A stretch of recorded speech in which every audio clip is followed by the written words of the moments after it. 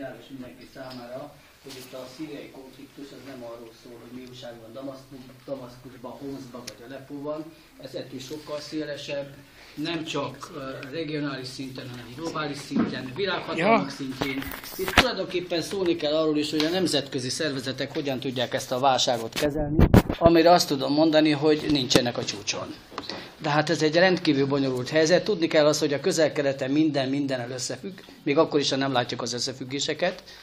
És az is egy nagyon fontos kérdés, hogy ami ma igaz, nem biztos, hogy holnap igaz lesz. Tehát én azzal azt akartam mondani, hogy a bölcsek kövét nem hordom a zsebembe, a válságot nem tudom megoldani, mint ahogy mások sem tudják, de próbálok feltárni olyan összefüggéseket, amelyből egy kicsit többet lehet talán látni abból a helyzetből, ami kialakult. Én egy mocskos háborúnak szoktam ezt nevezni, elnézést kérek a kifejezésért, de tulajdonképpen itt erről van szó.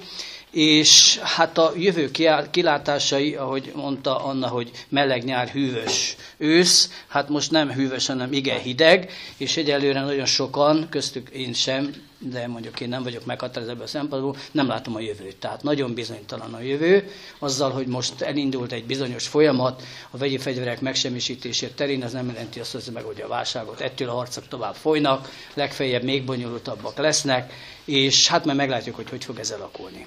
Amiről én kívánok beszélni, az egyrészt a helyi témák, másrészt a regionális összefüggések, kicsit globális szinten szeretném még megközelíteni, illetve hát ez a vegyi fegyver kérdése kapcsolatban szeretnék egy-két technikai és egyéb kérdést érinteni a végén, miután ugye majd ezt követően néhány szót esetleg a jövőről, meg azról bizonytalan helyzetről, ami kialakult.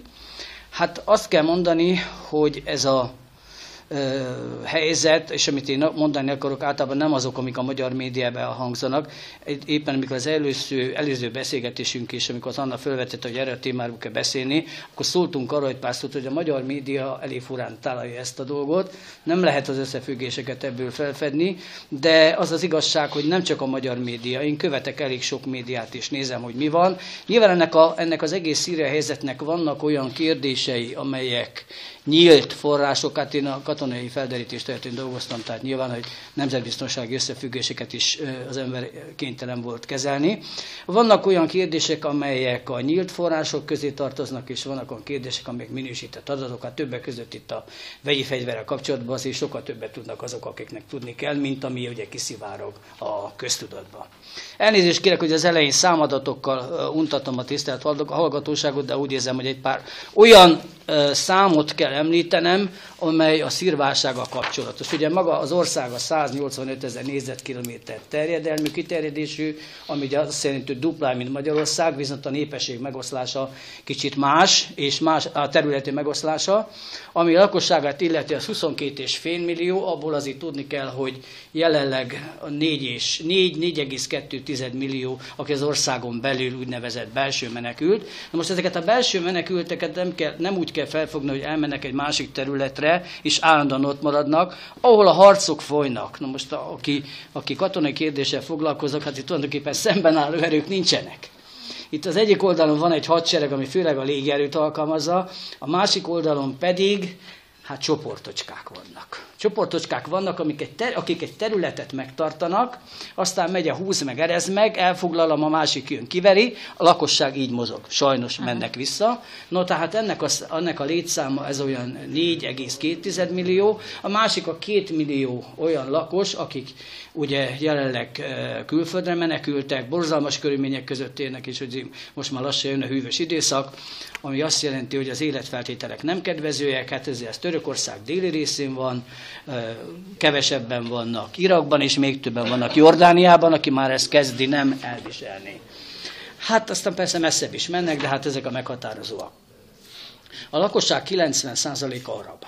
Ez azért lényeges kérdés, és ebből 6% kurd, aztán vannak örmények, asszírok és egyéb nemzetiségek, de lényeg az, hogy a 89% a muszlim, ebből 79 szunita, lényeges, hogy 79 szunita és 7 alavita. Most az alaviták kezében a hatalom, ugye ezt tudjuk. 2% drúz, 10% keresztény vallású, ezek keresztény arabok. Na most tudni kell, hogy a keleti kereszténységhez tartoznak, ezek úgy, hogy sokfajta keresztény van azért Szíriában, hasonlóképpen, mint a Közel-Kelet többi országában. Ez a ország tulajdonképpen független 46 óta, de nem lehet azt mondani, hogy egy töretlen fejlődésen ment át. Tulajdonképpen egy demokratikus rendszerű nem lehetett beszélni, mert ugye a jelenlegi elnöknek az apukája se volt egy kifejezetten demokratikus ember. Szíriának a legkellemesebbig, legszebb évei az oszmán időszakban voltak, az a 400 év alatt, amikor úgy jó meg volt Szíria. Hát utána ez tartott 1918-ig, utána 1918 után jöttek a brit fennhatóság, jött a francia fennhatóság, mind a kettő próbált őket kihasználni, és tulajdonképpen 46 óta él ez az ország, ami hát egy ország életében nem egy nagy dolog, de nem egy hosszú időszak. Ami a tartományi beosztást illeti, 14 tartományra van osztva az ország, és a szembeálló erőket azért kicsit nézzük meg. Nem tudom, hogy Törökországról beszélek. A szír haderő durván 300 000 főből áll. A 300 000 fő az aktív hadsereget jelenti, a tartalékosok számát kb. Duplája szokott lenni, tehát ha mozgósítanak, akkor ezt meg tudják duplájára emelni. Hát van egy viszonylagos nagy létszámú szárazföldi erő, légierő, flotta, nem haditengerészeknek mondják, illetve légvédelem. Tehát 4 haderőneme van ennek a hadseregnek. 3 hadtestben van szervezve a szír haderő. Azt kell mondani, és itt a felszereltség a lényeg, hogy hát a térséghez viszonyítva is, hát most már Irakról ne beszéljünk, mert szétverték, hát Iraktól valamivel gyengébb, ugye, meglehetősen elavult fegyverekkel rendelkezik. A légerőt nézzük abban, mondjuk a MiG-21-től, ami már azért kiment divatból, mondjuk van nekik jó néhány MiG-29-esük, de a repült órák száma az 15 és 25 között ingadozik, NATO-ban 78 van. Tehát azért meg lehet látni azt, hogy ebből, hogy a légierő pilótáinak olyan borzalmas nagy harci tapasztalata nincs. A fegyverek minősége hát kevésbé gondozott, kevésbé karbantartott. Az oroszoktól ők folyamatosan kaptak, de én hosszú idő óta követtem, hogy ő milyen szerződést kötött már, mint Szíria az oroszokkal, fegyverszállítást illetően. Volt sok szerződés, csak elmaradt valami, a szállítás. Mi ennek az oka? Nem tudtak fizetni. Tehát, hogyha nincs fizetés, ugye az oroszok nagyon szívesen adnak bárkinek fegyvert, abban az esetben, hogyha kellően fizetnek. Hát ugye elhangozzák itt a médiában különböző vad dolgok, hogy ez 300-as rendszer, nincsen. Tehát ezt felejtsük el ezeket a dolgokat. Ezek egyelőre álmok, mint ahogy mondjuk Iránban sincs ez 300-as rendszer. Nyilván ez nem katonai kérdés, nem üzleti kérdés, ez politikai kérdés, hogy vajon megkapják-e, mert azért ebben más országok is beleszólnak.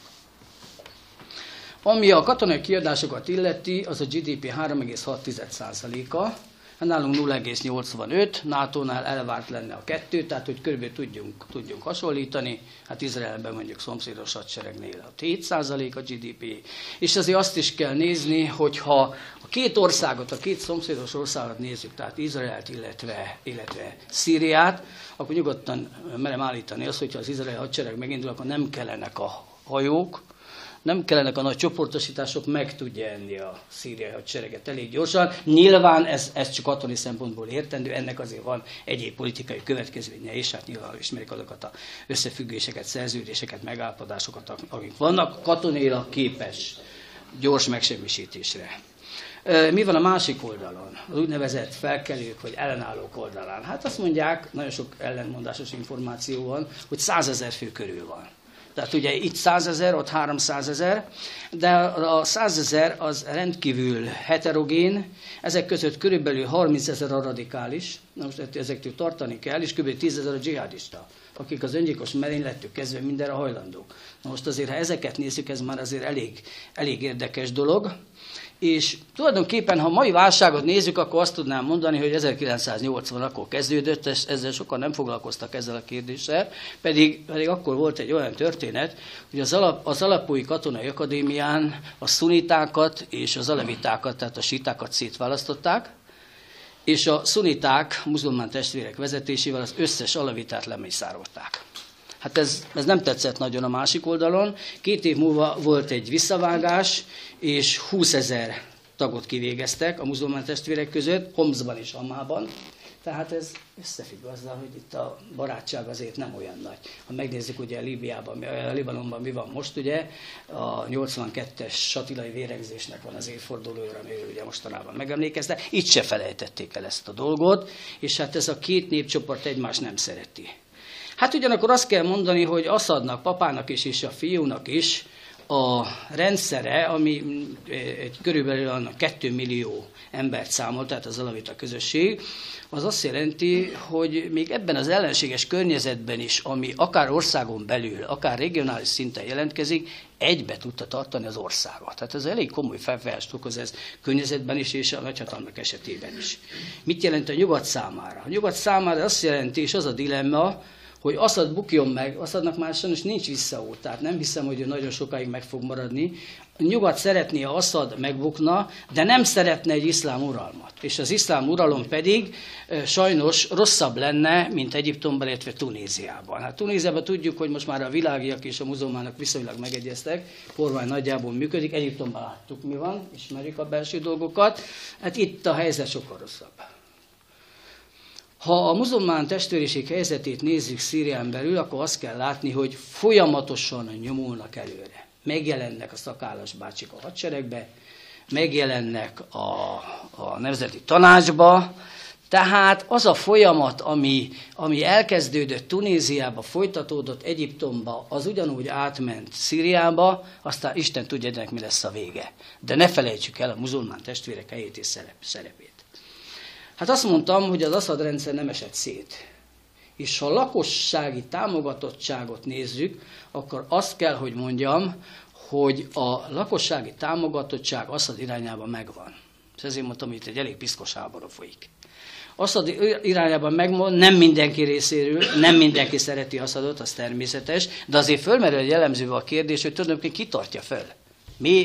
Miért tud még mindig hatalmon lenni? Hát ugye a hadsereg, titkosszolgálat, mögötte Oroszország, Kína, Irán. És még egy komoly fegyveres szervezetet kell, hogy említsek, ez a Hezbollah. A Hezbollah, aminek körülbelül 6-8 ezer fős különítménye van, akik az Assad rendszert kiszolgálják, támogatják a köztársasági gárdát. Köztársasági gárda parancsnoka teljesen véletlenül Assadnak a testvére, ugye, aki védi a bratyót. Na most az Assadról tudni kell azt már, mint a jelenlegi Assadról, Basárral, ő nem akart az ország vezetője. Nem emlékszem, ott voltam a szomszédban 2000-ben, mikor meghalt a papa, ugye hát a másik testvér lett volna, de alkalmatlannak bizonyult, és akkor azt mondták, hogy hát vállald el. Mint a srác, hogy én szemorvos vagyok, engem a politika nagyon nem érdekel, szeretnék a szakmámba dolgozni, ő ugye Nagy-Britanniában végezte az orvosi egyetemet, azt mondták, hogy nem baj, családi hagyomány, te leszel, majd mi megmondjuk, hogy mit kell segítünk. Hát ez eddig szépen fennállt, most már ez azért kezd recsegni, ropogni ez a dolog. Azért nagyon hátra nem dőlhet a karosszégében, mert el kell mondani, hogy nem képes megegyezni a lázadókkal, és talán egyik legnagyobb probléma, nincs közös tárgyalási alap. Ez nemzetközi szinten is jelentkezik, tehát ez nagyon nagy probléma. Hát a gazdaság el lehet képzelni, hogy milyen helyzetben van, amiért ugye most már 2,5 éve az van, ami van. Menekültek, amit ő hát nyilván zavarja, annyira azért nem, az viszont igen, hogy elszigetelődött. Az arab világban is, hát az arab ligából kizárták. Tehát ezért az Arab Liga alapító tagja Szíria. De a másik oldalról meg azt kell mondanom, hogy nem volt népfelkelés. Assad ellen azóta nem volt népfelkelés. És tulajdonképpen azt is el kell mondani, hogy a mai napig egyetlen egy nagyváros sem került az ellenzék kezére. Nagyváros nem tudtak elfoglalni. Tehát itt azonnal visszavágnak, és azokat a lázadókat, akik próbálnak fellépni, azokat igyekeznek kinyomni. Hát aztán ennek a következménye, amit látunk, rengeteg halott. És borzalmas pusztítás azokon a helyeken, ahol harctevékenység folyik. Hát az Assad stratégiai tanácsadói adtak egy-két ötletet a fiatal fiúnak, és azt mondták, hogy a határok mentén adjon át területeket. Na most nem az izraeli határa gondoltam, hanem a török határra, a jordán határra, a szíriai határra, azt add oda az ellenzéknek, hadd szerveződjönek ott. És tulajdonképpen ennek az eredménye egy olyan dolog, ami a mai modern Szíria történetében még nem fordult elő, az az, hogy a kurdok önállóságot kérnek. Hát a kurdok önállósága és önállóság kérése az azt jelenti, hogy ugye szomszédba, keleti szomszédba, Irakban megvan.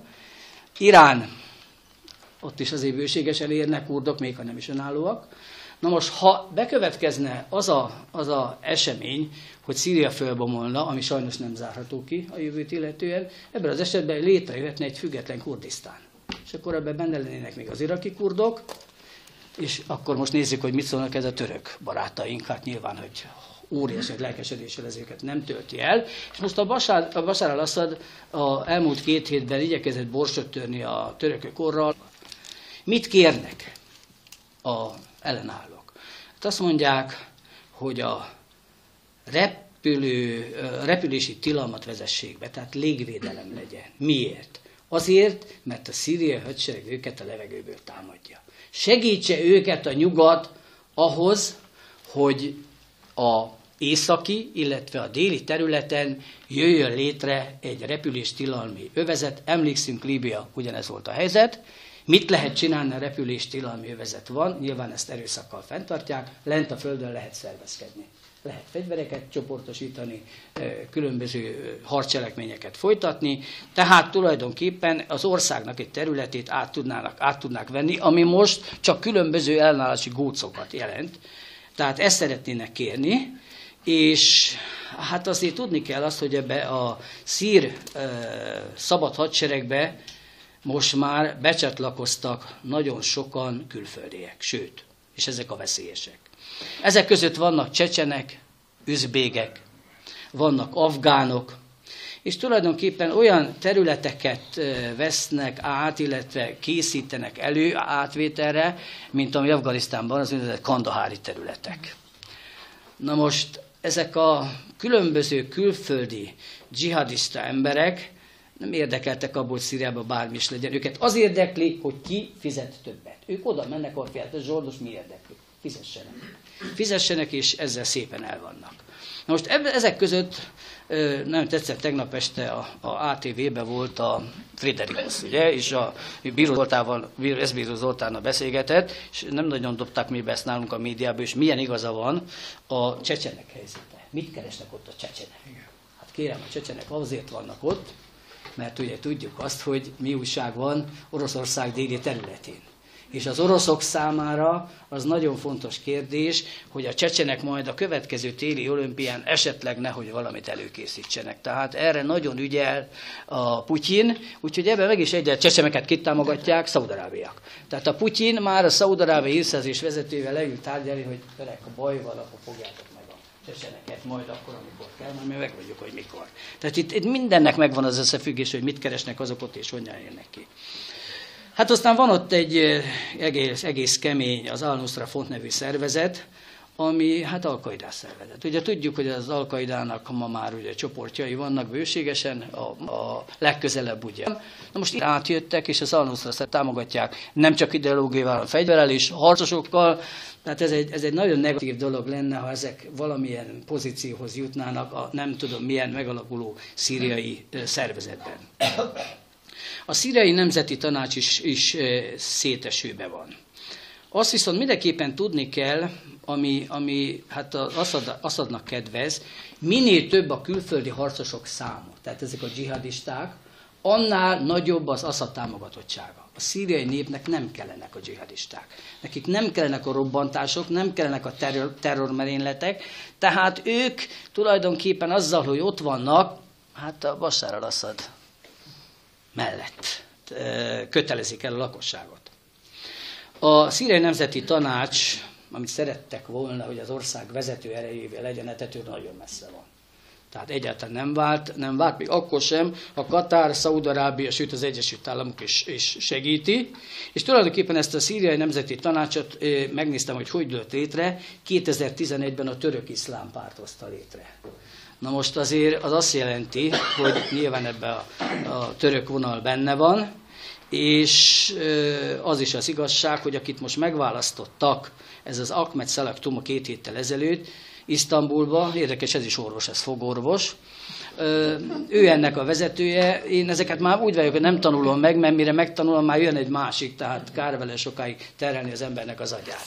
Ő viszont azt mondta, hát ő Assadnak a börtönébe egy pár évet azért lehúzott, hogy ő létre akarja hozni a szíriai ellenzéki kormányt Isztambulba, hát meglátjuk milyen tagjai lesznek. Azt azért a korábbi konfliktusokból le lehet vonni következtetésképpen, hogy a lakosság nem szereti azokat a vezetőket, akiket külföldről nyakukba tesznek. Nem ismerik. Tessék megnézni Afganisztán, tessék megnézni Irakot, Líbiát, nem működnek ezek a dolgok. Hát az amerikai barátainknak volt ez az elgondolása, nem egy szerencsés dolog. Ahogy a szíriai nemzeti tanácsot folyamatosan árasztják el a muzulmán testvérek, ugyanúgy a fegyveres szervezeteknél is jelentkeznek. Hát ugye ezekből adódnak azok a különböző merényletek, túlszejtések, külföldi túlsz, ugye emlékszünk, magyar áldozata is volt ezeknek a dolgoknak a dzsihadisták részéről, és hát ugye Zawahiri bácsi, aki most éppen megszólalt 9-11 kapcsán, újabb biztatást adott ezeknek az egyéni merénylőknek. Média szerepe rendkívül érdekes, mert hát azt hiszik, hogy egységes, meg nagyon kézzelfogható hírek jönnek Szíriából, akkor tévedünk. Van egy olyan, hogy Syrian Observatory of Human Rights, ami az emberi jogok szíriai megfigyelő csoportja, amögött egy NGO áll, ezt az NGO-t 20 évvel ezelőtt a brit hírszerzés hozta létre, és most pedig jelenleg a muzulmán testvérek kezében van. Na onnan jön az információ jelenleg Szíriából, ezt azért látni kell. Tehát ott is van egy olyan szervezet, ami önti a információt. Most nyilvánvaló, hogy van, aki vevő arra, amit mondanak, és van olyan ország, ami nem vevő. Tehát még az amerikaiak nem nagyon szeretik azokat a híreket, amik Szíriából jönnek, és a dzsihadista fellépésekről szólnak, mert ez nem az ő érdekük. Ugyanígy a saját érdeküket követnék a törökök, illetve a öböl országok is. Tehát vigyázni kell a Szíriából jövő médiahírekkel. Nagyon kritikusan kell fogadni, és óvatosan kell kezelni. Azok a fegyveres ellenálló csoportok, amik létrejöttek, hát sok van, most nem kéne ezeket elsorolni, ezeknek a központja általában Tripoliban van, Libanonban, Ammanban, illetve törökországi menekülttáborokban. Ott szépen el tudnak bújni, a kutya nem keresi őket, és onnan tudják áldásos tevékenységet őket kifejteni. Hát ugyanakkor próbálnak, fegyver van, tehát Szaúd-Arábiában, Katárból kapnak támogatást, és még egy dolog a fegyvereket illetően, emlékszünk a líbiai háborúra, és mindenki visszaemlékszik arra a pillanatra, amikor a volt vezető, ugye Kadhafi azt mondta, hogy akkor fegyverraktárakat kinyitni, hadsereg fegyverraktáraiból szabadon lehet vinni, és lehet hordani a fegyvereket, hát hordták. Ezek a fegyverek most megjelennek Szíriában, és megjelennek a világ különböző részében, de hát most konkrétan Szíriáról van szó. Ami hát azt jelenti, hogy fegyvert illetően nincs utánpótlás, még akkor sem, ha ezek az ellenálló szervezetek állandóan sírnak, rínak és mennek nyugatra tarhálni, hogy kérjenek támogatást, kapjanak korszerűbb fegyvert, kapjanak légelhárító, légvédelmi fegyvert, hát az kellene nekik. Nyilván az amerikaiak is 100-szor meggondolják azt, hogy adjanak-e mit és kinek, mert nem tudják, hogy kihez kerül. Ez a igazság. Ami a rezsim katonai gépezetét illeti, tehát a Bashar al-Assadékat, azt lehet mondani, hogy nem áll nyerésre. Egyik percben úgy van, hogy most elfoglalnak területet, aztán visszafoglalják. Ami azt jelenti, hogy a radikális iszlám csoport részéről is, és a muzulmán testvériség részéről is kialakult egy olyan nézet, hogy ők nincsenek oda egy amerikai fegyveres beavatkozásért. Tehát ők sem szeretnék, hogyha ez lenne, mert az a véleményük, hogy az Assad rezsimet erősíti. Tehát érdekes összefüggések vannak ebben a dologban. Ők inkább maradnának abban, hogy a no-fly zone-t hozzák létre, illetve ütközővezetet, tehát buffer zone, ütközővezet jöjjön létre minőségi fegyverekkel. Hát tulajdonképpen ide jutottunk most azzal a dologgal, ami történt, és hát akkor nézzük meg a regionális összefüggéseket. Hát ki az, akit a legjobban érint ez az egész kellemetlen helyzet? Azt tudnám mondani, hogy hát környező országokat egyértelműen. Környező országokat, és kezdjük Libanonnal.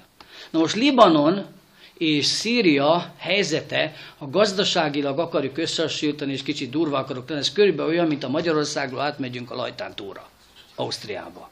Tehát Szíriához képest Libanon, Ausztria, mint nekünk ugye Ausztria. Ami azt jelenti, hogy közöttük volt egy elég szoros gazdasági kapcsolat, ugye 2005-ig a szír hadsereg azért csak ott tartózkodott Libanonban, aztán őket kinyomták onnan, és tulajdonképpen Tripolin keresztül jönnek a fegyverek mindkét irányba, az az igazság. Hát ebben Hezbollahnak komoly szerepe van. Nagyon könnyen kerülhet egy olyan helyzetbe Libanon, hogy ugye ott már volt polgárháború, emiatt is lehet. Ott is rengeteg közösségi, nagyon sok probléma van. Ami a déli szomszédot illeti, nekem jó barátom az ottani nagykövet, a Jungbert Béla, sokat beszélgettem vele a nyáron, hogy látja ő azt a helyzetet. Hát azt mondta, hogy figyelj ide, ez az egész Jordánia az azért működik, mert az amerikaiak fizetik. Ha az amerikaiak nem fizetnék, akkor Jordánia bizony összeomolna. Hát a király ügyes, meg ő népszerű, no, de hát ő azért ország lakosságnak írtam majd a palesztin, gazdaság, hát hadd némi kívánnivalót maga mögött. Politikai reformokat próbált a királybácsi csinálni, ugye percenként kormányváltás, leváltás, új ember nem oldja meg a kérdést. Mitől fél a Jordán vezetés? Attól fél, hogy a dzsihadisták következő célja Szíria után Jordánia. Nem kifejezetten pozitív a térség békét illetően. A menekültekkel nem bírnak, nagyon sokan vannak, tudom, kapnak támogatást. Na most tudni kell még azt, hogy a nyáron Jordániában, Amman mellett egy föld alatti bunkerbe a CENTCOM-nak egy előretolt vezetési pontját hozták létre. A CENTCOM az a Central Command, tehát az amerikai Tampában lévő központi parancsnokság, akik egy előretolt vezetési pontot tettek Jordániába. Szoros kapcsolatban vannak az izraeli vezetéssel, minisztériummal és Szaúd-Arábiával. Tehát, hogyha bármilyen katonai beavatkozásra kerül sor, akkor tulajdonképpen innen irányítják a térségen belül. Ott jelenleg 176 amerikai katona tartózkodik, jó néhány civil, összekötők, tehát ez egy működő parancsnokság, minden ehhez tartozó egyéb logisztikai dologgal együtt. Ez nagyon fontos lehet abban az esetben, ha katonai beavatkozásra kerül sor.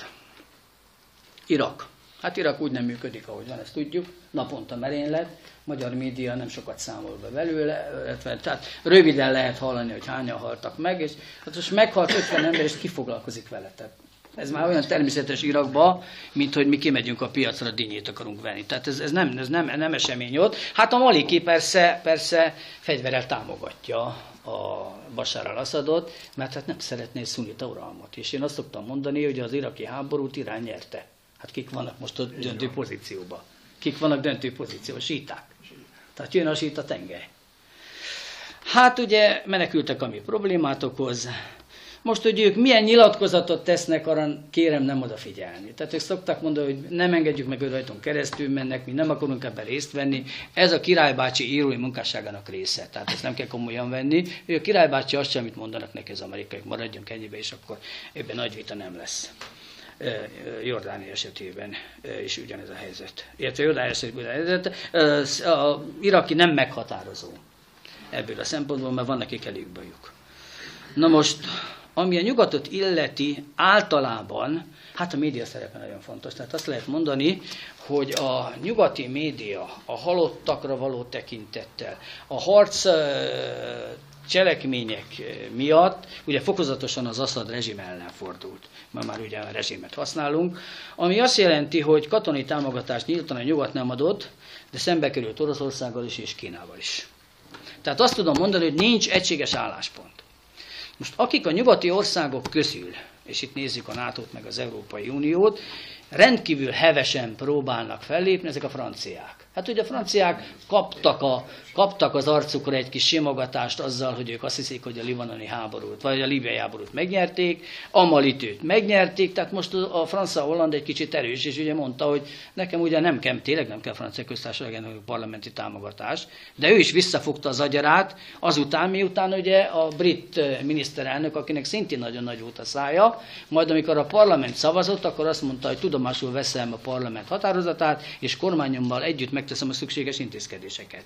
Na most ezután a François Hollande is elgondolkozott, és azt mondta, hogy hát nekünk is egy kicsit óvatosan kéne, üljön talán össze a francia Nemzetbiztonsági Bizottság, tegyenek javaslatot, parlament is mondjon valamit, és utána majd meglátjuk. Tehát visszavette ezt a hangot. Érdekes a német álláspont, a németek nem akarnak háborút, a németek nem akarnak beszállni, ismerik a német. Jó, most választás van, de ezen úgyis túl leszünk. Tehát azt tudom mondani, hogy az Európai Unió, vagy mondhatnám azt, hogy a NATO vezető európai országai között nincs egyetértés. Ezt azért nyugodtan egyértelműen kijelentetjük. Hát a kicsik meg ide csapódnak, vagy oda csapódnak, az egy részletkérdés.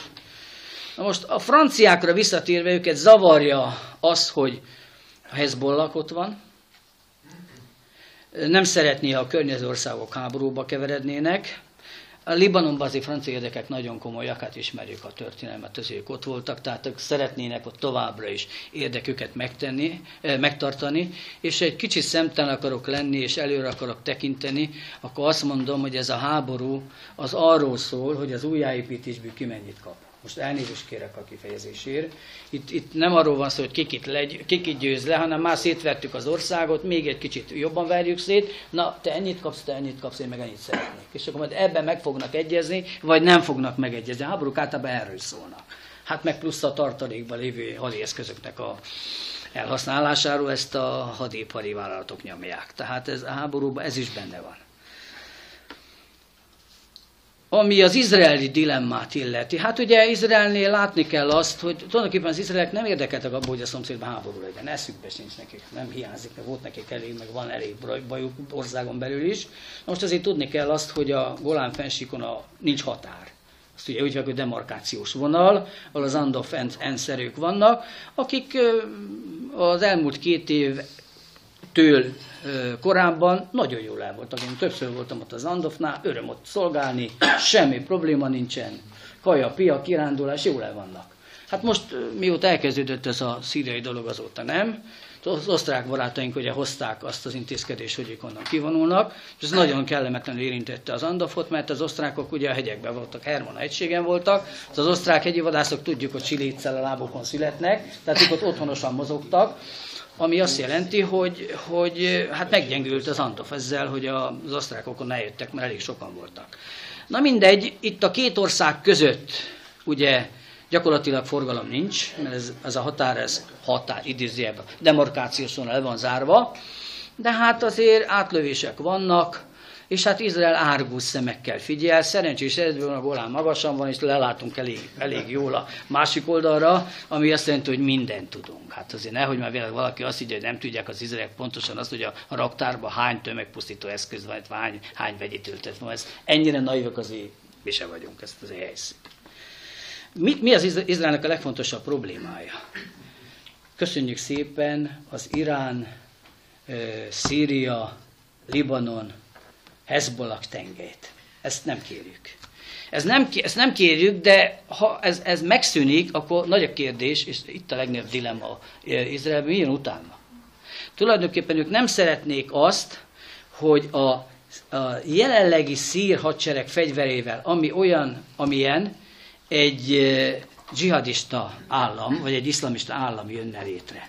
Ezt nem szeretnék. Hát nyilván ezzel ellen sokat fognak tenni politikailag, diplomáciailag és katonailag is, ha arról van szó.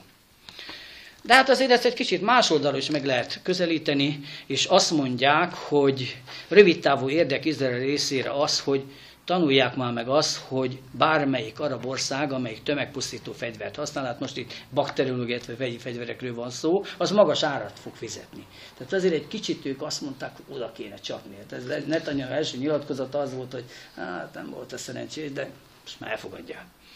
A másik, ami nekik nagyon fontos, az, hogy az Egyesült Államok elrettentő képessége a térségben növekedjen. Hát az Egyesült Államok kapott egy jó pár pofont. Tehát az Egyesült Államoknak a megítélése közel-keleten, ugye az iraki háborút ez folyamatosan lefelé megy, mondhatnám Afganisztánt is. Fontos kérdés Izrael számára, hogy a nyugalom legyen a határai mentén, és ebbe beleértem nem csak a szír határt, mert ott eddig is nyugalom volt, hanem elsősorban Libanont.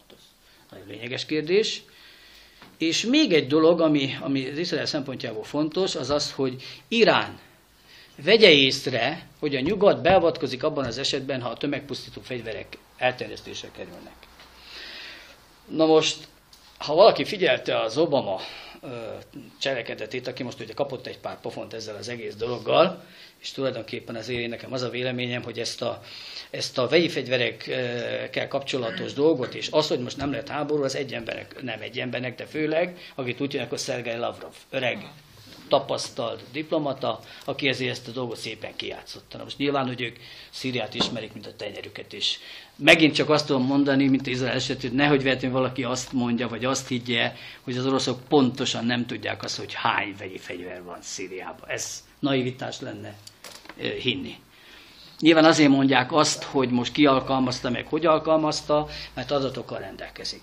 No de, Obama látva azt, és ügyesen kihasználta, jó tanácsokat kapott, már fölhívta az iráni elnököt, és azt mondta, hogy vigyázzunk. Katonai erőt fogunk alkalmazni, ha a tömegpusztító fegyverekkel továbbra is játszunk a térségbe. És ez egy nagyon kemény figyelmeztetés Irán részére. Iránban új vezetés van, igaz? Ez az új vezető, ez nem az Ahmadinejad. Na most az iráni atomprogram, elnézést, hogy közben ezt úgy bedobom, de ez ide kell, köszönöm szépen, jól van.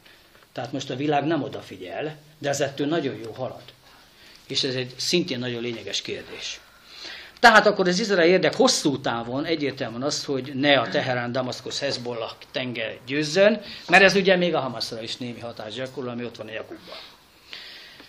És jó lenne, ha lenne egy nyugatbarát állam a mai helyén, mármint Szíria helyén. Hát, ez jó lenne, igen.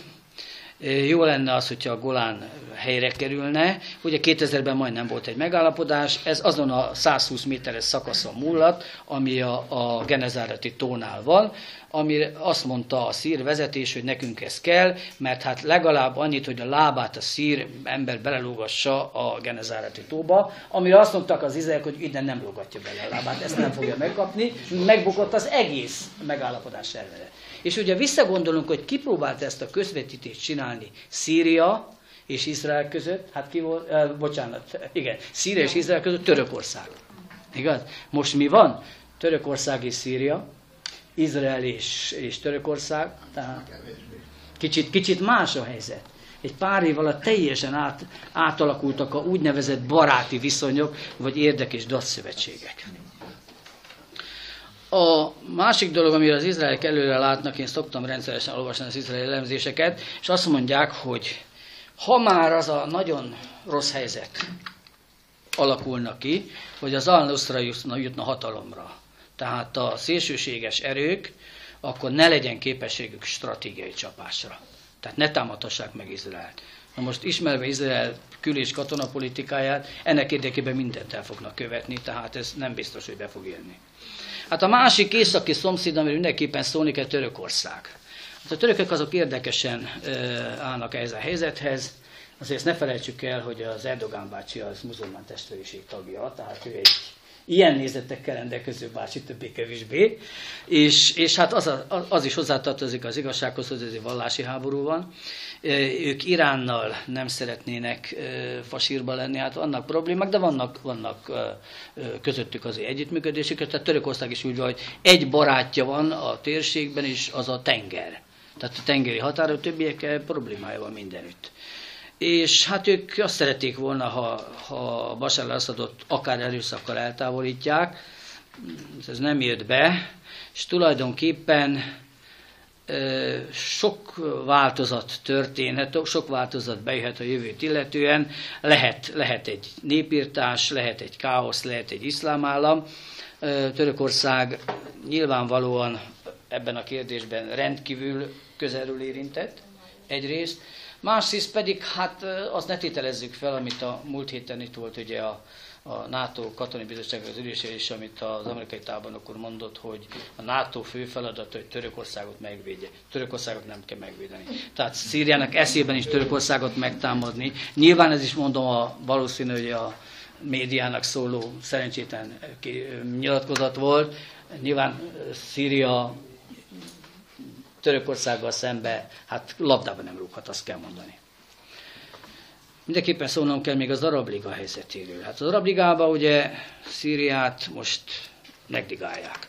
nem hívják meg, ami őket rendkívül zavarja. Az Arab Liga egyértelműen különböző médiahírek ellenére a katonai támadást nem támogatja. Leírtam angolul, hogy mit mondott az Arab Liga, meg kell tenni minden szükséges és elrettentő intézkedést a bűncselekményt elkövetők ellen. Ebben minden benne van. De nem feltétlen katonai. Tehát ez az Arab Liga óvatos. Óvatos, ugyanakkor azt nem szabad figyelmen kívül hagyni, hogy a szunita világ az minden kétséget kizárólag Aszad ellen van. Tehát ez elég egyértelmű. Vegyi fegyverek kérdése és a jövő. Ja, bocsánat, még az Amerikai Egyesült Államok arról valamit. Hát az Amerikai Egyesült Államok nem akar háborút. A lakosság háború ellenes, nem szeretné, hogyha bármi olyan történne, hogy Egyesült Államok hírneve, regionális érdeke csorbát szenvedne, de valahogy belekeveredtek ebbe a dologba, és ebből már nehéz kimászni. Nem volt valami szerencsés az a nyilatkozat, amit tett annak idején az Obama, amikor ugye a vörös vonalról beszélt, ez a vegyi fegyverek kérdése.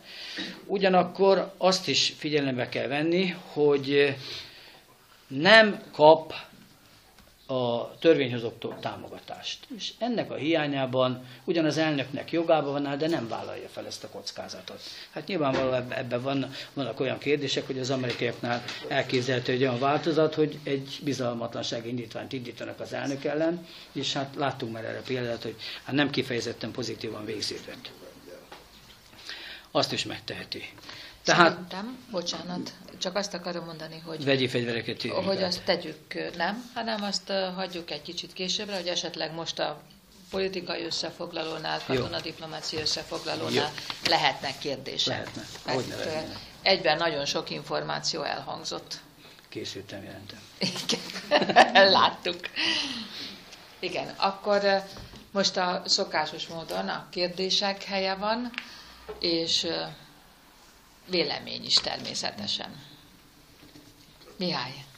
Egy pár dolgot, csak ha véletlenül valaki nem ismer, Dobovics Mihály vagyok. Ezt hallatlanul érdekeszítő volt ez a összefoglaló, ez egy ilyen klasszikus nagy panoráma, ami nagyon jó. Két alapvető megjegyzésem lenne, az egyik, hogy vegyük észre, hogyha egy rezsimet 2,5 év alatt nem lehet fegyveresen megdönteni, akkor amögött, ugye ezt említették az előadó, komoly támogatás van. Tehát ugye nézzük meg, hogy mi történt Tunisban, 2 köfintés bukott a rendszer. Nézzük meg, hogy mi történt Egyiptomban, na jó, azóta visszacsinálták, nem 2 köfintés, mondjuk 16, bukott a rendszer. És ehhez képest ugye Aszad esetén 2,5 éve tartja magát, és éppen az ország valószínűleg formantárságának köszönhetően erről Erdős Endi doktor többet nem mesélni, sok éveken át élt kint.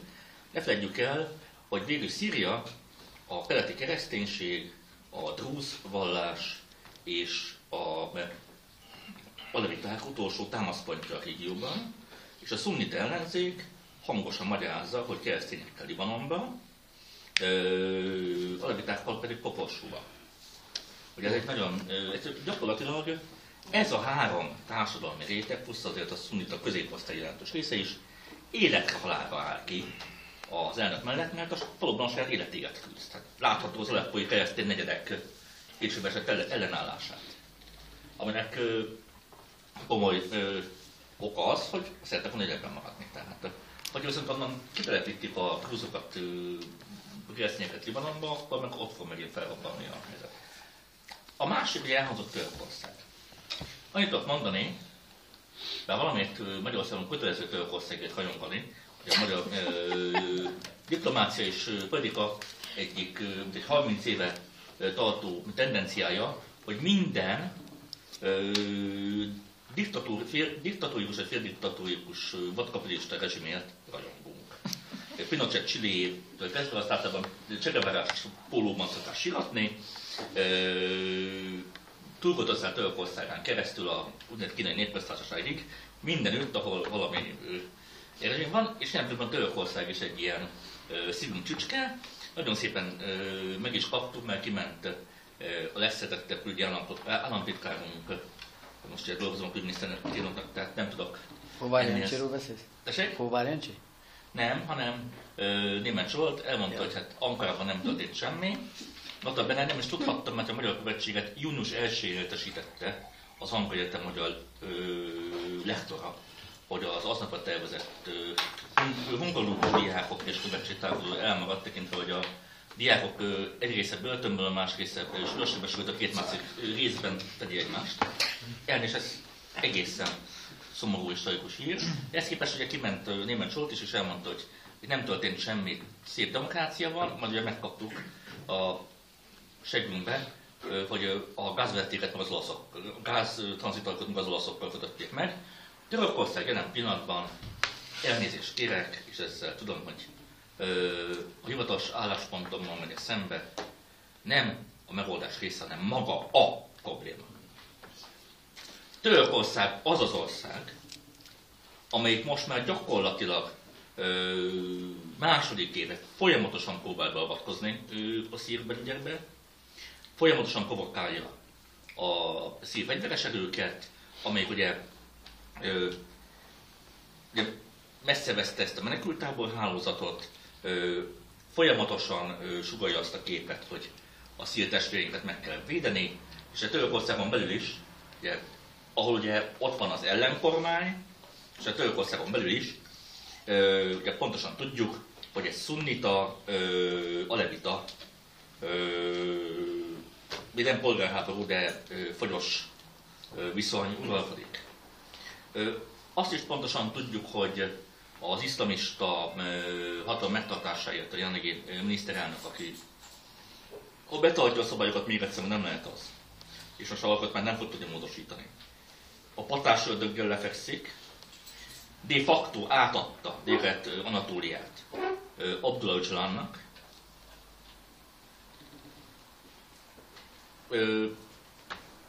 Folyamatosan provokálja az ország világi erőit, ugye utoljára csak éppen 3 hete Szentpétervárról verette szét az oltadó a közép-keleti műszaki egyetem diákjait. Annyit merészeltek tenni, hogy azt mondták, hogy inkább mennének kollégiumba, és nem a muzulmán testvériség, hanem annak megfelelő Fethullah Gülen-féle csoport tagja, és nem a Gülenék ilyen diákszállóiba. Ebből ugye közölték, hogy akkor most itt provokálják szegény vallásokat, hogy a Törökország egy nagyon kétszínű szerepet játszik ebben az ügyben, és valószínű, hogy erre utalhatott a NATO, hogy megvédjük Törökországot, magyarán, hogy Törökország, amit már többször illetve maga Erdogan miniszterelnök, aki többször próbálta meg kiprovokálni, hogy a török hadsereg bevonuljon Szíriába, nem kell. Tehát valószínűleg erről szólt ez a kijelentés, hogy kérem szépen, Törökország most már ne keverje tovább Szíria környékén azt, amit idáig kevert, mert rendkívül sok mindent kevert, mint hogy megpróbált Gázában is keverni, onnan még Morsi szorította ki. Úgyhogy azt tudom mondani, hogy ugye Törökország maga keresi, tehát úgy viselkedik a török diplomácia, mint az a Titanic, amely keresi a jéghegyet. Hogy hol ez a jéghegy, hol ez a jéghegy. Én elsőztem a jéghegyet. Tehát ugye kezdtük azon, hogy összekaptak Izraellel, most már kicsit jobb a helyzet, de hát ugye ezzel szabad kezet kapott ugye a PKK, mert ugye Izraelt mérték be nekik. Most összekapott Szíriával, a viszonya, gyakorlatilag alig vannak beszélő viszonyban Teheránnal. Tehát azt szeretném mondani, hogy a megoldás kulcsa gyakorlatilag az egyik kulcsa Törökország. És amennyiben Törökországot valahol le lehet kapcsolni erről a nem létező nagyhatalmi épületéről, akkor valószínűleg könnyebben lehet, a másik pedig, hogy én nem hiszek abban, hogy Assad rezsim... Hát ha az Erdogan bokik, akkor ez. Hát az Erdogan, igen, most ugye nekünk az a... Bocsánat, az Erdogan személyesen mindenképpen bukni fog most már. Tehát most ennyi a második, most szerintem térjünk. Viszont csak annyit szeretném mondani, hogy többször előjött Törökország, hogy Törökország szinte az egyik fő fenntartója problémának, Ráadásul ugye egy nagy vesztese is lehet, hiszen ha a kurdok elszakadnak Szíriától, akkor semmi meg nem tartja a törökországi kurdokat, tehát miért maradnának ott? Igen, hát azt hiszem nem véletlen, hogy ezt a parancsnokságot, amit én említettem, ez Jordániában telepített az Egyesült Államok. Igen. Ott van Törökországban az Incirliki bázis, amerikai gépek ott állomásoznak. Miért nem tették oda? Incirlik. Miért nem tették oda? Nem véletlen tették ezt az egészet Jordániában. Ott van. Tehát, nem vagyok abban biztos, hogy még Törökország katonailag részt venne ebben a műveletben. Emlékszünk, Iraknál is mit összevarjáltak. Azt mondták, igen, átengedjük, nem engedjük, és a végén nem engedtek át az amerikaiat. Nem vagyok benne biztos, hogy Törökország háborúba beszállna, mert azért mondjuk nem akar rossz viszonyban lenni Iránnal. Azt sem szabad elfelejteni. Tehát azért Törökország nagy ország, és sok mindenkire kell gondolni. És még egy dolog, amit nem mondtam. Törökország és Oroszország. Nincs rossz viszonyban egymással. Tehát kínos helyzetben van a török vezetés, hogy most mit lép. De hát azt hiszem, hogy ezt azért több oldalról meg lehetne még közelíteni, mert hát ott van Szaúd-Arábia is, akinek azért szintén megvannak a nagyon kemény érdekei. Hát itt arról van szó, hogy mi lesz majd a folytatás, de hogyha kérdés van, akkor válaszolok, akkor mennénk tovább a vegyi fegyverekre. Igen. Mihály, még valami? Nem, csak ez. Van-e? Jó, Péter és Gábor. Kor alapján lecsökkentett. Kicsit elrugaszkodnék a pontos szinttől. Kicsit általánosabban is elbírek közelíteni. Nem tudom hallani, mondok. Szóval a térségbeli helyzetnek jelen pillanatban 2013-ban Szíria a fókusza. De ne feledkezzünk meg arról, hogy évek óta, és még sok évig ez a nagy térség tele lesz konfliktusokkal. Hát beszéltél ugye a Magreb térségről, beszéltünk Egyiptomról, beszéltünk ugye Iránról, beszéltünk az Irakról és így tovább. Tehát azt kell látni, hogy ebben az egész helyzetben, ami most itt Szíriában kulminálódik, tulajdonképpen azért borzasztó bizonytalan és határozatlan a vezetés minden egyes államban, szövetségben és kormányzatban, mert érdek, érték és jelenség tényezők ütköznek egymással.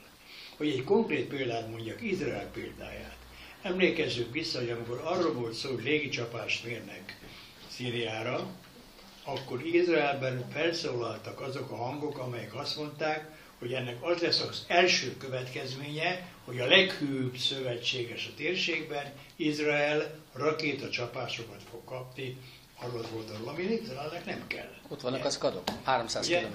És egy csomó olyan belső konfliktus van ezekben az országban, amire te is utaltál, mert azt is látni kell, hogy Törökországban függetlenül az Erdogan rezsimtől, mondjuk, ha így tudom mondani, szerintem a hadsereg és Erdogan között nincsen összhang.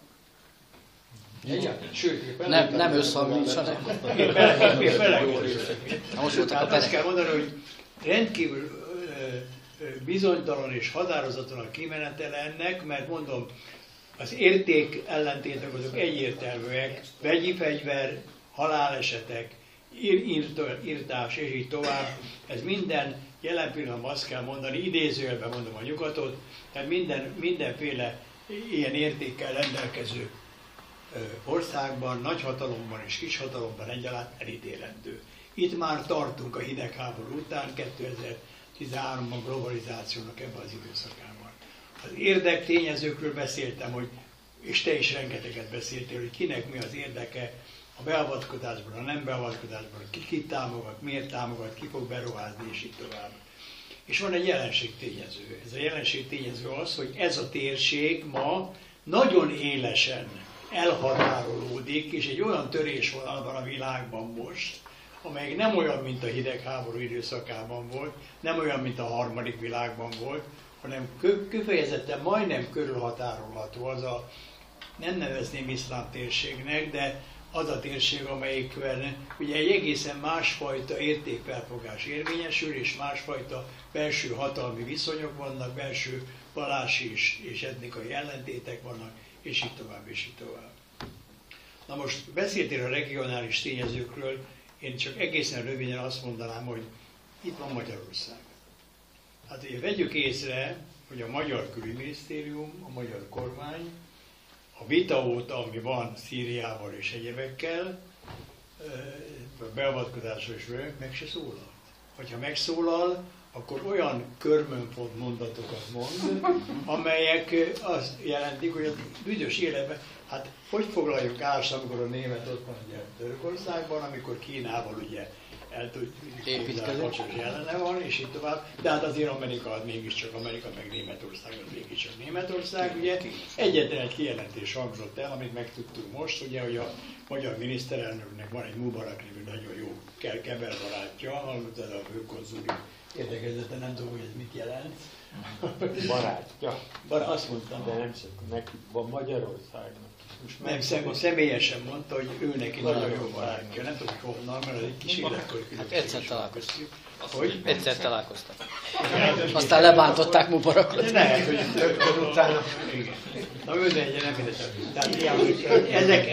Ebben a tekintetben nagyon speciális egy olyan országnak a helyzete, amelynek az orientációja villog és szakadozik. Tehát számunkra is ilyen értelemben véve ez jelent egy bizonyos problémát.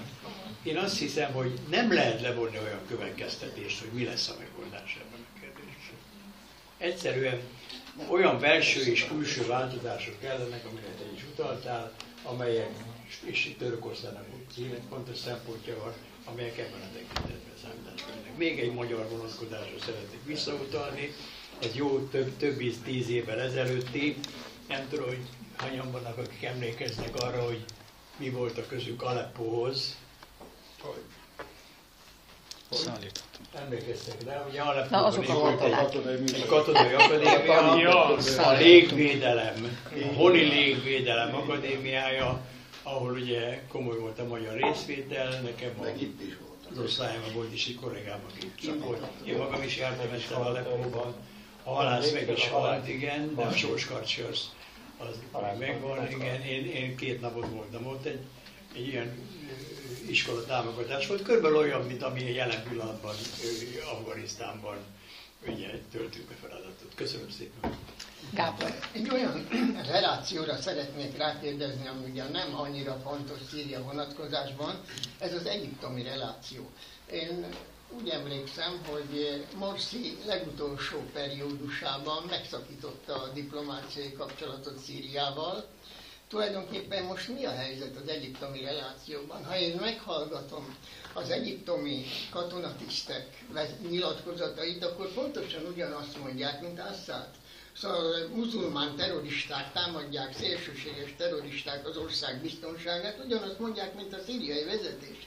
Akkor az egyik jó, elfogadható, mert az Egyesült Államok támogatja, ugye egyiptomi hadsereg és az USA közötti kapcsolat az egészen világos és közeli, és Izraelnek is érdeke. Hát persze kapnak 1,3 milliárd dollárt évente, és ugye Izraelnek is érdeke, hát ha én ezt lenyelem az egyiptomiaktól, hogy akkor mi a különbség Szíriával, mert ugyanaz. És van-e változás az egyiptomi-szíriai relációban, mióta ott egy katonai uralom jött létre? A következő kérdésem még, az ugye itt állandóan a levegőben lóg, mint egy elnyúlt mézes madzag, a bizonyos genfi találkozó. Van erre valami esély, hogy ez valójában meg lesz, és lehet-e itt bármilyen elfogadható kompromisszum? Még egy utolsó mondat, itt szó volt Törökországról. Azok a provokációk, amiről itt említés történt Törökország esetében, nem jelenti-e azt, hogy egy kicsit a belső konfliktusait akarja kihelyezni és exportálni, és ezzel elterelni a közvélemény figyelmét, mert ugye tudjuk azt, hogy ha van ellenség, akkor lehet csavarni. De hogy nem egyértelműen. Hol lehet elnézést. Köszönöm szépen. Akkor átvezettünk gyorsan átmentünk a harmadik részre, így van, majd a genfi téma az nagyon fontos. Szír-egyiptomi barátság. Hát ugye volt valami 73-as háborúra visszaemlékszünk, és mondta, együtt voltak, együtt lettek volna akkor. Ugye egyesült, tehát támadás volt, nagyon jó barátok voltak. Azután sok minden megváltozott Egyiptomban, és sok minden megváltozott Szíriában is. Muzulmán testvérek ugye uralomra jutottak Egyiptomba, lehet, hogy Szíriába is ezek fognak hatalomra jutni, de azt tudom mondani, hogy az elmúlt 10 évben a szír és egyiptomi kapcsolat rendkívül rossz, tehát nem haverkodtak ők egymással. Szíriának is vannak bizonyos törekvései, hogy fontos szerepet játszon az arab országok között. Az arab országok között az arab ligák vezető állama volt eddig Egyiptom, tehát ilyen ki a úra csárdában című változat is volt. A másrészt pedig hát abban mondjuk egyforma volt, hogy mind a kettő katonai rezsim Mubarak alatt. Utána ez ugye megváltozott Egyiptom esetében, de nem változott meg Szíria esetében. Tehát már eleve jó kapcsolat nem lehet, mert ők nem szeretik a muzulmán testvériséget Szíriában. Tehát azt tudom mondani, hogy mind a két országban változás van, és a két ország között a kapcsolat azt tudom mondani, hogy nem jó. És ez valószínűleg meg is marad, de hát egyelőre maradjon meg Egyiptom. Tehát várjunk még, hogy mi lesz Egyiptomban. Ez a meccs még nincs lejátszva. A másik dolog, törökök a belső konfliktust nem eviszik külföldre. Hát az arab országok számára azért Törökország nagyon fontos. Gazdasági szempontból a fejlődésére föltekintenek, és azt mondják, hogy ez egy működő ország. Most mihez képest? Az arab országokhoz képest, tehát példaként tekintenek Törökországra. Na most számtalan belső konfliktus van nyilván, ebben ludasok vagyunk mi európaiak is, mert nem nyújtottunk kezet Törökországnak, ott hagytuk, eltaszítottuk magunktól, és tulajdonképpen Törökország az inkább elindult a muzulmán világba, és abba az irányba megy. Tehát azt tudom mondani, hogy nyilván sok-sok belső konfliktus van.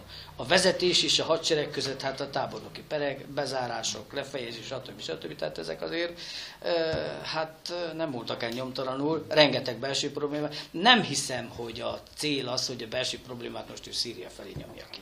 Ezt ők megoldják egymás között. A harmadik kérdés az nagyon fontos, arra kitérek, csak most egy pár szót még szeretnék szólni majd a vegyi fegyverekről, és utána a politikai rendezés kérdéséről, ami hát problémás. Tehát van-e még kérdés? Hozzászólás. Vagy hozzászólás. Vegyi fegyverek kérdése. Ja? Legyen Törökország, vagy menjünk tovább?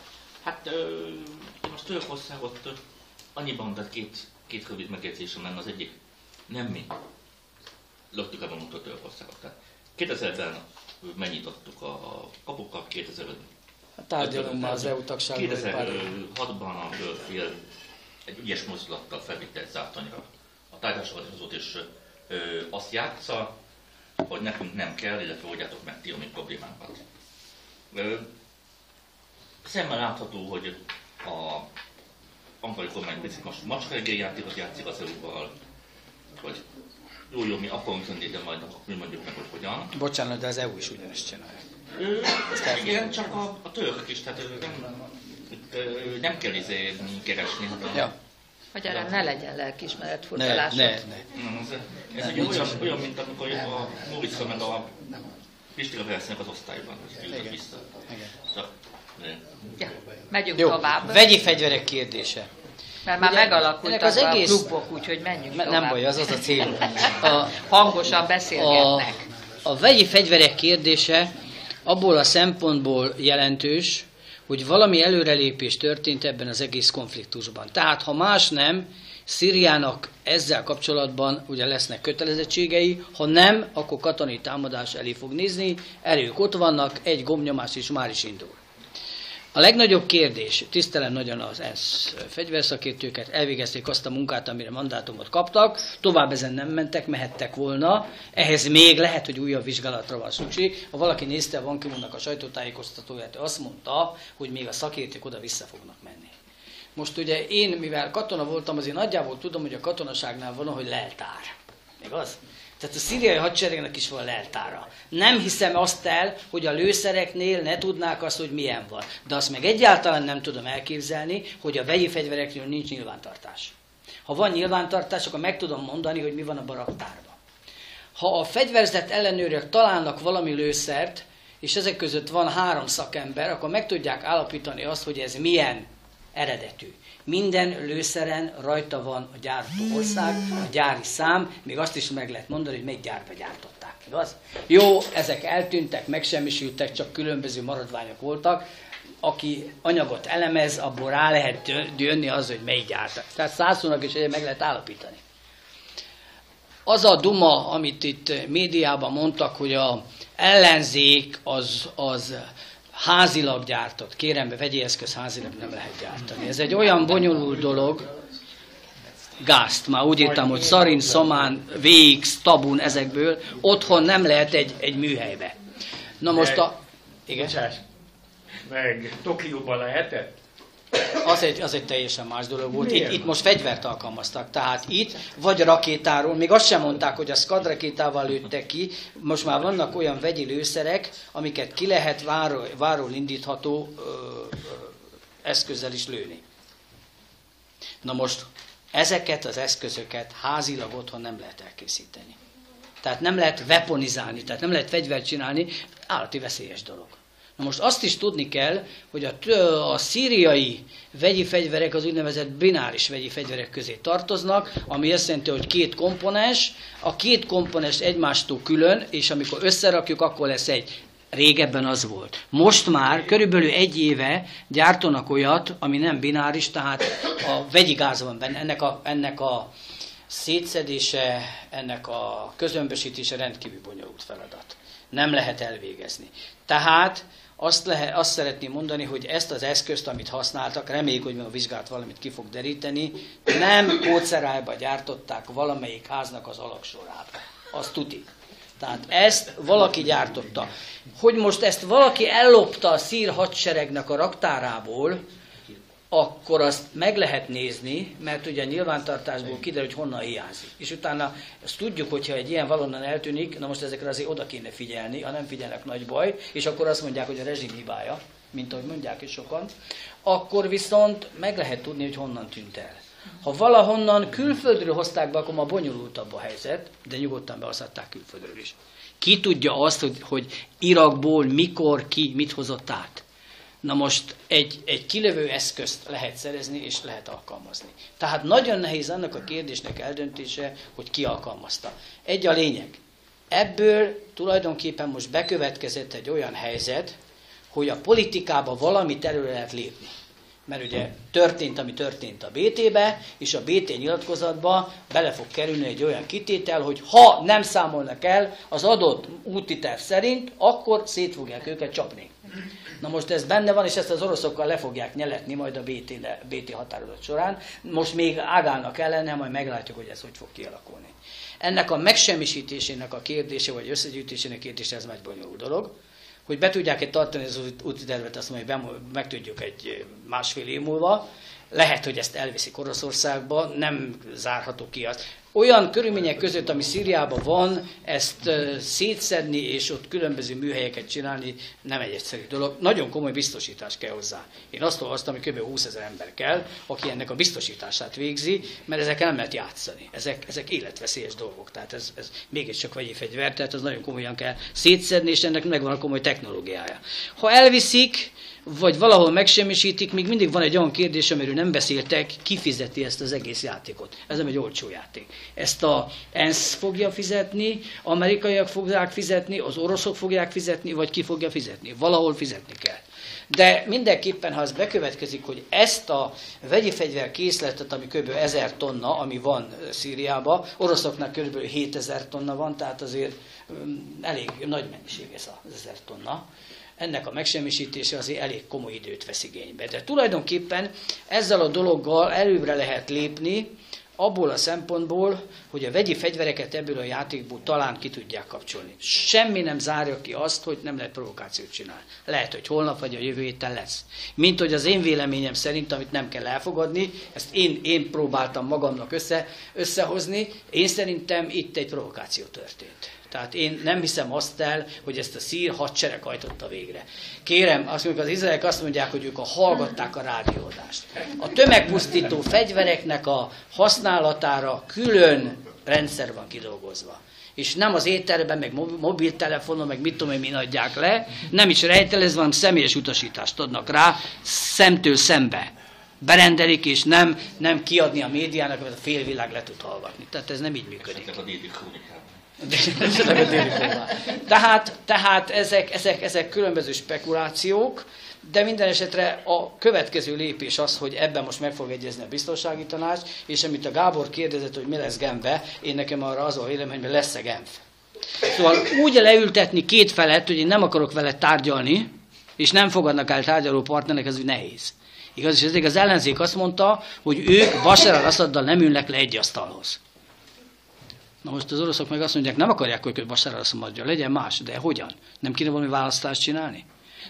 Na most kéne egy erőteljes fellépés a nemzetközi közösség részéről, aki azt mondja, mint most a VT részéről, hogy ha nem, akkor. Tehát nektek részt kell venni ezen a tanácskozáson, még akkor is, ha utáljátok egymást. És a másik fél részéről is, ami most ugye kezdett kialakulni, függetlenül, hogy nincs egység az ellenállók részéről. Az azt mondja, hogy terroristákkal nem ülök le.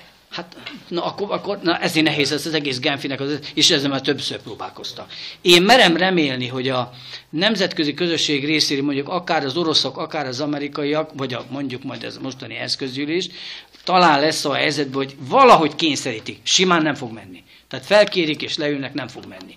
Kényszerítő eszközt fognak alkalmazni. És úgy valahogy, tudom, hogy kényszeríteni nehéz is utána megállapodás, de valamit kell csinálni. Mert ez a játék, ami ott van, amivel ugye rengeteg ember meghalt, most már ez nem folytatható. Tehát valahogy ezt meg kell oldani. A valahogy és a valami a legjobb kifejezés. Hát igen, csak ugye én felírtam itt magamnak egy-két olyan kérdés, azt mondja, hogy hogyan alakítható ki a szírhelyzet politikai rendezés, milyen nagyhatalmi kompromisszumra van szükség. Tehát itt kell egy orosz-amerikai kompromisszum. Mondjuk ki az igazságot. Amihez nyilván hozzá fog csatlakozni Nagy-Britannia és Franciaország. Aztán meg kell kérdezni Kínát. Tehát a nagyhatalmaknak kell valami megállapodás. Sajnos, nagyon szomorú dolog, de a G20-ason ez nem jött össze. G20-ason összejött az, hogy erőszakot fogunk alkalmazni. De ez nem. Hogyan kényszeríthető a rezsim és az ellenzék tárgyalásra, és hogyha már valamilyen erőszakkal azt mondják, hogy le kell ülni, vajon mi lesz ennek az eredménye? Mert úgy ne üljünk le tárgyalni, hogy nem tudjuk, hogy miről tárgyalunk. Ugye, mert úgy járunk, mint az izraeli-palesztin tárgyalás, hogy ülünk, beszélgetünk, de amúgy nincs téma, ami meg tudnánk egyezni, mert nincs lehetőség.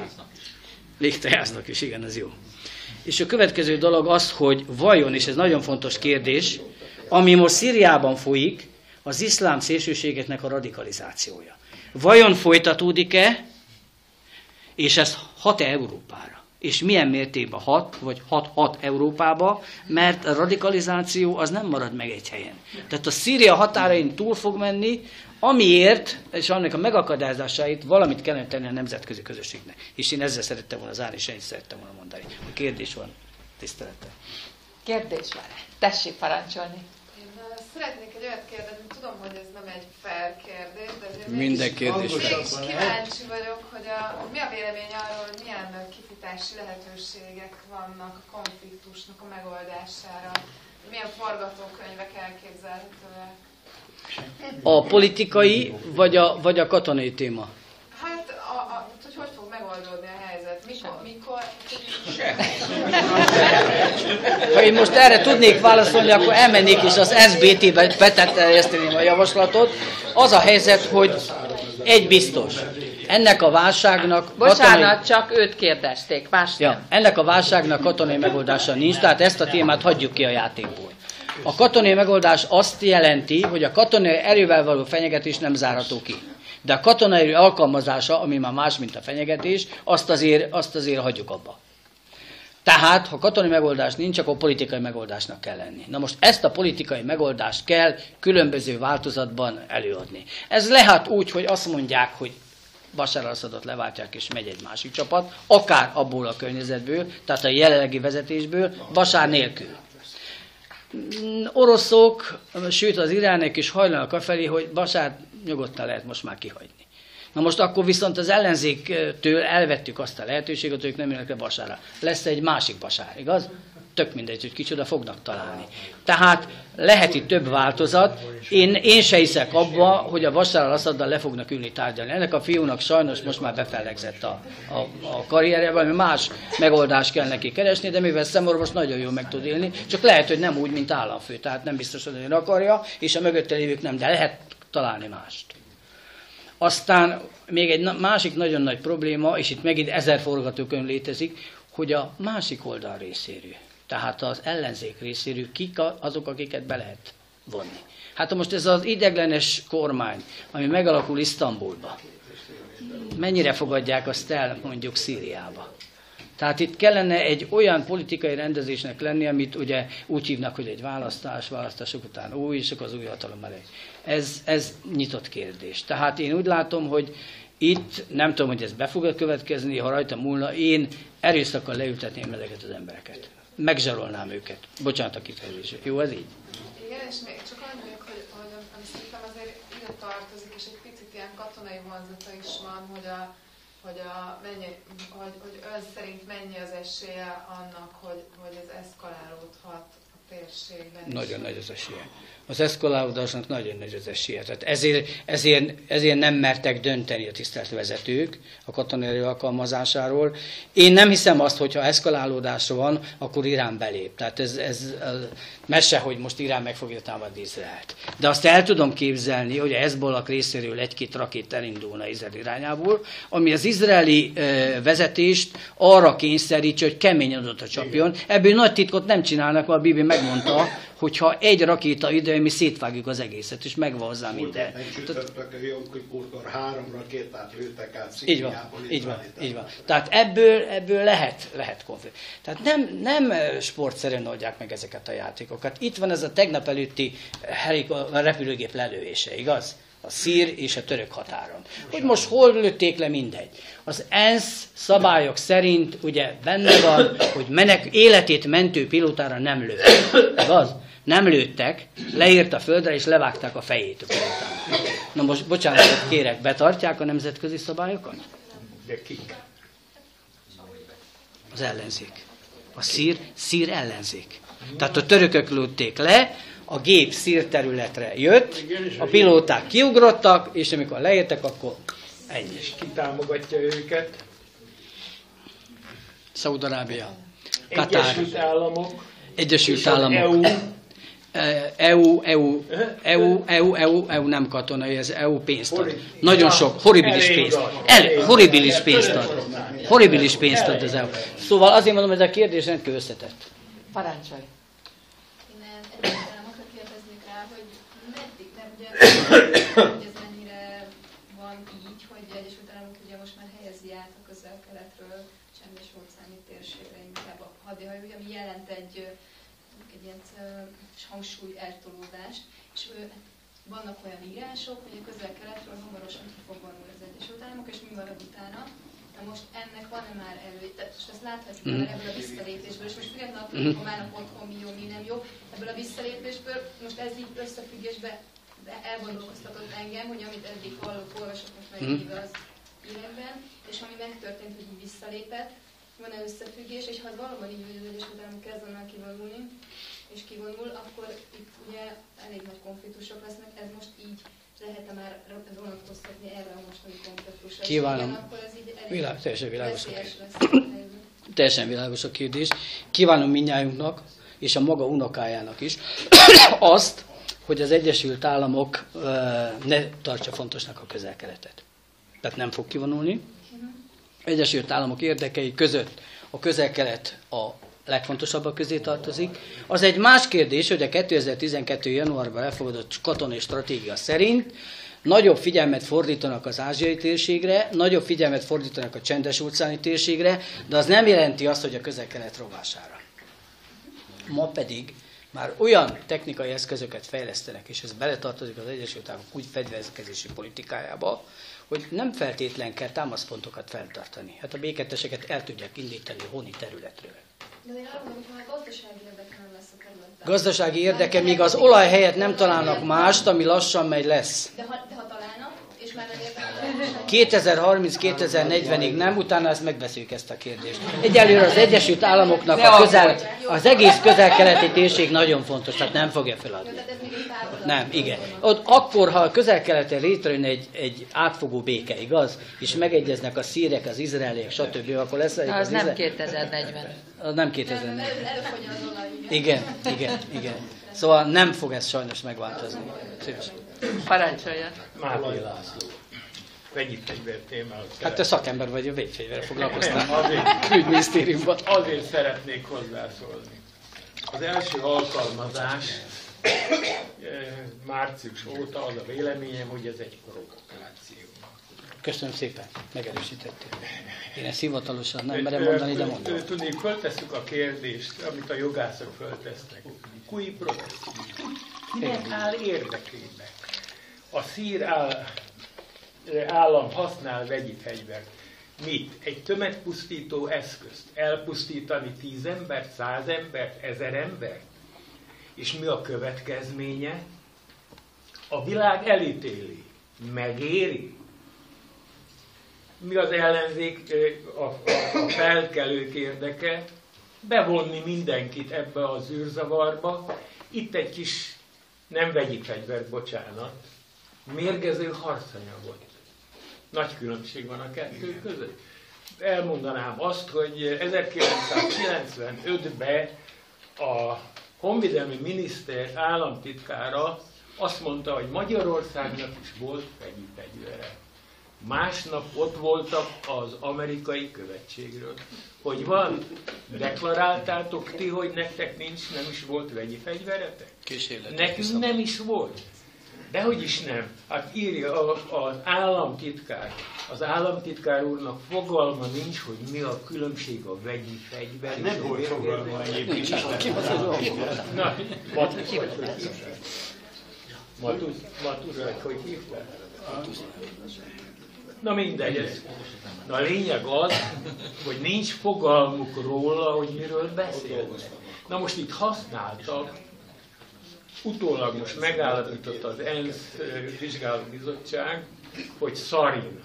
Azon kívül nézték a mintákat egy csomó olyan melléktermék, ami erre utal.